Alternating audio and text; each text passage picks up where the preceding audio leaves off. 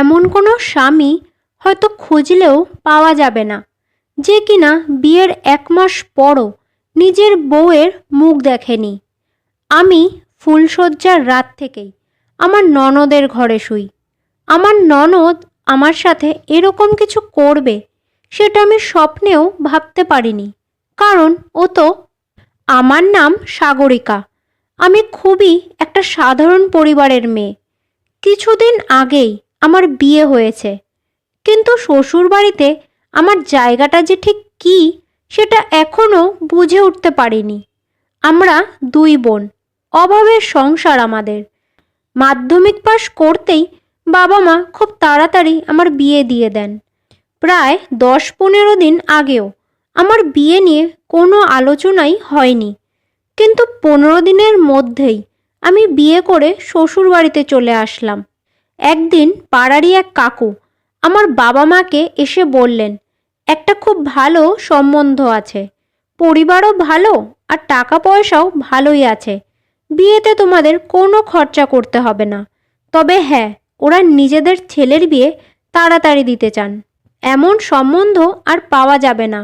তোমার বড় মেয়ের তো 18 বছর হয়ে গেছে, ওখানে যদি বিয়ে দাও ওর ভবিষ্যৎ নিয়ে আর কোনো চিন্তা থাকবে না, খাওয়া দাওয়ারও কোনো অভাব হবে না ওখানে।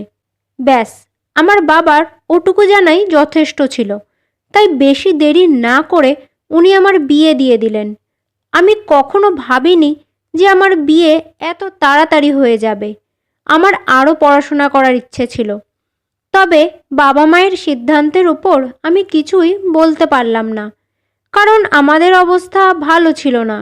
আমার পড়াশোনার খরচ বাবা কি করেই বা চালাবেন। বিয়ের আগে আমি আমার হবু স্বামীকে দেখিনি, হয়তো উনিও আমাকে দেখেননি।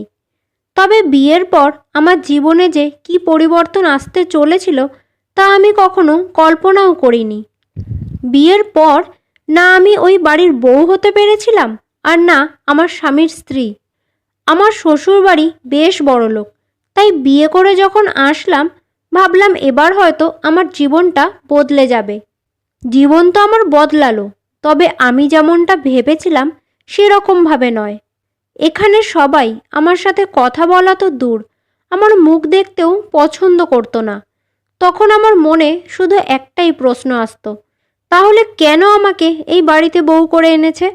আপনারা এটা জানলে অবাক হবেন, বিয়ের 10 দিন কেটে গেলেও আমি এখনও অবধি নিজের স্বামীর সাথে কথা বলার সুযোগ পাইনি।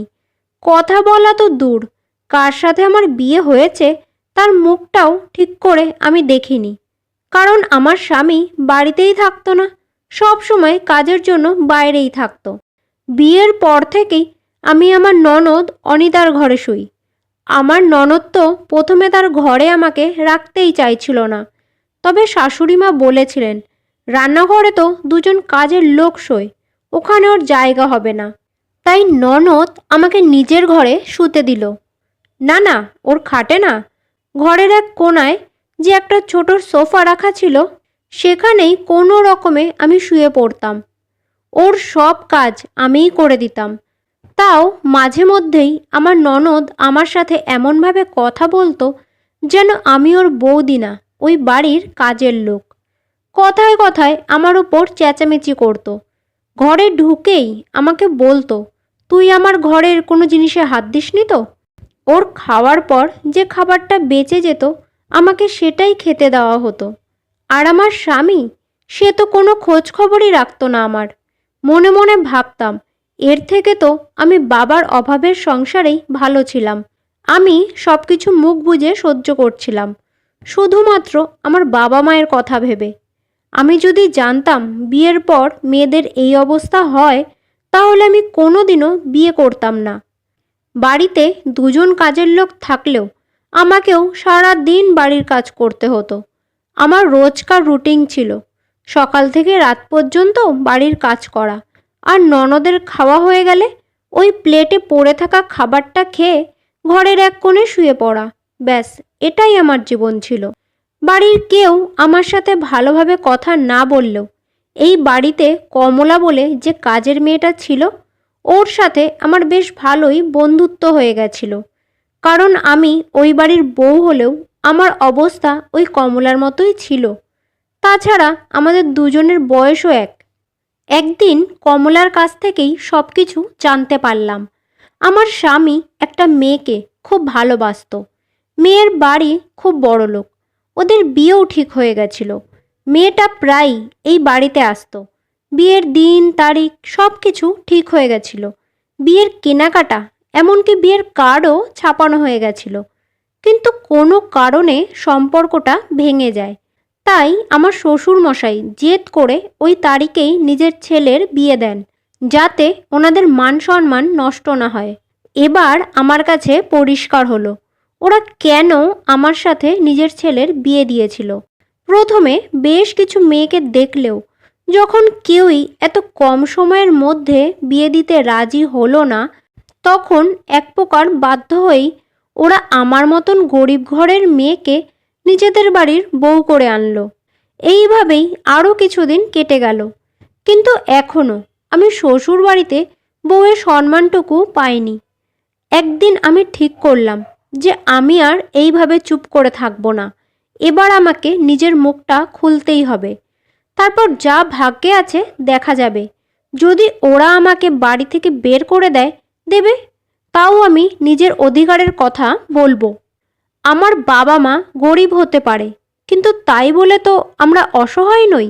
আমাকে যখন ওরা বউ করে এই বাড়িতে এনেছে, তাহলে কেন আমি শুধুমাত্র একটা কাজের মেয়ে হয়ে থাকবো? এমনিতে আমার স্বামীর কাছ থেকে বাড়ি আসার কোনো সময় নেই, কিন্তু আজও বাড়িতে আছে। আমি ভাবলাম এটাই সুযোগ। যেভাবেই হোক আজ আমাকে ওর সাথে কথা বলতেই হবে। আমি রান্নাঘরে কাজ করছিলাম। কমলা বলল, সব কাজ আমি সামলে নেব, তুমি যাও দাদাবাবুর সাথে কথা বলো। আমার স্বামী নিজের ঘরে বসেই খায়। রোজ কমলাই ওর খাবার দিয়ে আসে। কিন্তু আজ আমি নিজেই ওর খাবার নিয়ে ঘরে গেলাম। দেখি ও কম্পিউটারে কাজ করছে। এই প্রথম আমি আমার স্বামীকে এত কাছ থেকে দেখলাম। ও আমার দিকে না তাকিয়েই বলল, খাবারটা টেবিলের ওপর রেখে দাও। আমি খাবারটা টেবিলের উপর রাখলাম আর মনে সাহস জুগিয়ে ওর সামনে রাখা চেয়ারে গিয়ে বসে পড়লাম। ও আমাকে দেখেই রেগে গেল। বলল, কে তুমি? এভাবে এখানে বসে পড়লে? যাও, বেরিয়ে যাও। আমি উঠছি না দেখে ও চিৎকার করে নিজের মাকে ডাকলো, মা, ও মা। শাশুড়ি ঘরে আসতেই আমার স্বামী রেগে বলে উঠল, এ কে? তুমি কেমন কাজের লোককে বাড়িতে রেখেছ? এত সাহস ওর? আমার শাশুড়ি আমাকে দেখেই বলল, কি ব্যাপার, তুমি এখানে কি করছো? আমি বললাম, কেন, আমি কি নিজের স্বামীর ঘরে আসতে পারি না? এটা কি আমার ঘর নয়? আমার কথা শুনে শাশুড়ি তো অবাক হয়ে গেল। উনি ভাবলেন এই মেয়ে তো উত্তরটাও দিতে পারে। লক্ষ্য করলাম আমার স্বামীও অবাক হয়ে আমার দিকে তাকিয়ে আছে, কারণ ও তো নিজেই এখনো পর্যন্ত ঠিক করে আমাকে দেখেনি। আমার কাছ থেকে উচিত জবাব শুনেই শাশুড়ি তক্ষুনি ঘর থেকে বেরিয়ে গেলেন। আমার স্বামী বলল, ওই সময় যা হওয়ার হয়ে গেছে। আমার কাছে এই সম্পর্কের কোনো দাম নেই। তুমি চাইলে এই বাড়িতে থাকতেই পারো, কিন্তু আমার ঘরে না। আমি বললাম, বিয়ে মানে কি সেটা কি আপনি জানেন? আজ বিয়ের 2 মাস হয়ে গেছে। এই প্রথম আপনি আমাকে দেখছেন, তাও আমি নিজেই ঘরে এসেছি বলে। আমি আপনার বউ, কিন্তু আপনি আমাকে এই বাড়ির কাজের লোক মনে করলেন। আমি কোনো বাজারে বিক্রি হওয়া জিনিস না যে আমাকে আপনারা কিনে এনেছেন। হ্যাঁ জানি আপনাদের অনেক টাকা আছে, কিন্তু মনটা নেই। আপনি কি জানেন আমি কোথায় ঘুমাই, সারাদিন কি করি, বাড়ির সবাই আমার সাথে কী রকম ব্যবহার করেন? আমি আপনার এই বড় বাড়িতে না, আপনার মনে জায়গা পেতে এসেছিলাম, কিন্তু সেটা আর হয়তো হবে না। তাই আমি এখান থেকে চলে যাচ্ছি। আপনাকে বলে যাওয়াটা প্রয়োজন ছিল, তাই আমি এই ঘরে এসেছিলাম। ক্ষমা করবেন আমাকে। এই বলে আমি ঘর থেকে বেরোতে যাব, তক্ষুনি আমার স্বামী বলল, দাঁড়াও, আমি এখনো নিজের অতীতকে ভুলতে পারিনি, তাই তোমার থেকে দূরে ছিলাম। তার জন্য আমি দুঃখিত। আমাকে একটু সময় দাও। আমি ভুলে গেছিলাম যে তুমিও একটা মানুষ। তুমি আমার স্ত্রী, তোমারও কিছু চাওয়া পাওয়া থাকতে পারে। আজ থেকে তুমি এই ঘরেই শোবে, আর এই বাড়িতে তুমি কাজের মেয়ে হিসেবে নয়, আমার বউয়ের সম্মানেই থাকবে। সেই দিন থেকে আমি বুঝে গেছি এই বাড়িতে মুখ না খুললে কোনো কিছুই পাওয়া যাবে না।